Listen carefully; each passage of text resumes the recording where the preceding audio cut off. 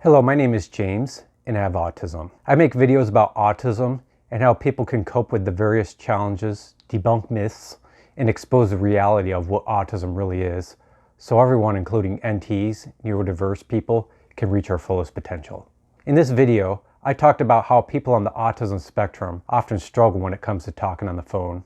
I talked in detail of why that happens and when you make important phone calls such as to a customer service representative, as well as talking casually to friends. If you haven't seen that video, I would recommend watching that video. In this video, I'm going to talk about how you can make talking on the phone a much easier and less stressful task, where you can enjoy talking with your friends more and where you're able to get problems resolved if you're making an important phone call, resolving an issue such as with a bank. Well, let's get started.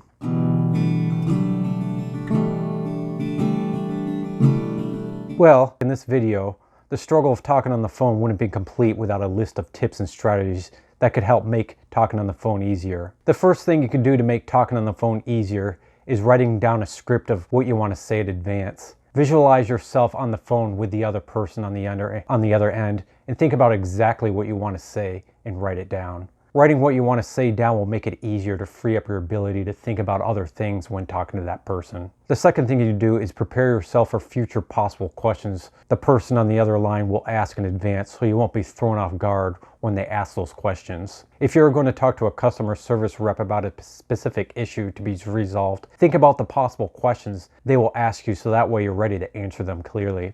The third thing you can do is get together any necessary information such as debit cards, driver's license, or paperwork that you will need during the phone call. If you get all the necessary information together in advance, this will save time scrambling around later during a phone call that can overtake your thoughts and the ability to focus on the other things necessary during that phone call. The fourth thing you can do is to use a parent, roommate, friend, wife, or husband that lives with you as a person to listen in during your phone call that can help you guide through difficult parts of the phone call.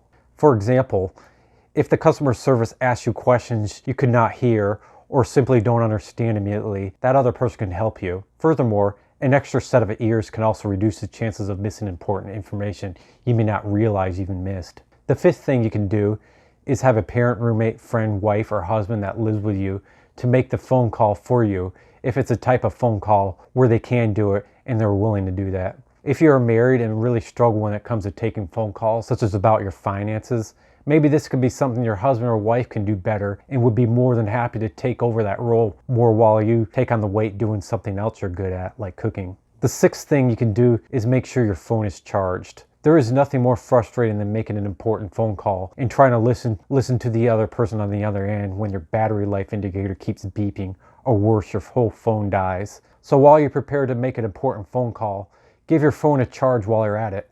The seventh thing you can do is to make sure you hear your phone well. Sometimes actually hearing what the person is saying can be one of the biggest stressors. So before you make the phone call, go to a quiet place like your room, turn off the fan, TV, radio, or even the dishwasher if you need to. If you have kids, let them know you're about to make an important phone call and that they need to be quiet. They'll understand if you let them know. The eighth thing you can do is to keep in mind that if you talk to a customer service representative, you're unable to get a problem resolved, it's not the end of the world. You can always make another try and call the department again, and you'll eventually get everything worked out. The ninth thing you can do is find an alternative way to get the problems resolved that doesn't involve actually making a phone call. For example, many places like utility companies and banks have web chats where you can talk to people via chat on the web instead of making a phone call.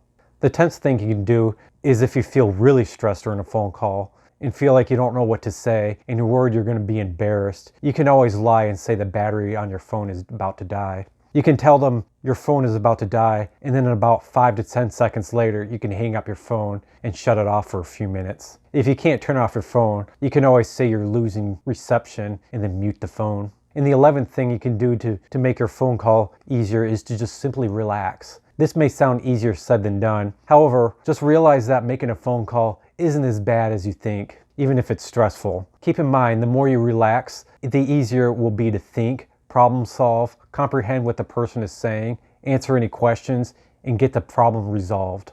While I have talked about 11 different ways in how you can make phone calls easier and less stressful, do you have any other tips you've learned that make phone calls easier for you? If so, please leave them in the comments below. Did you find this video helpful? If so, please give this video a like, so that way it can help even more people. If you like this video, please check out my other videos as well on this channel, as I have a lot of other content about autism that I've learned on my own, as well as researched extensively. I will also be posting new videos every week.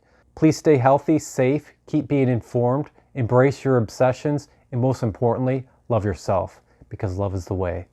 Thanks for watching and have a great day.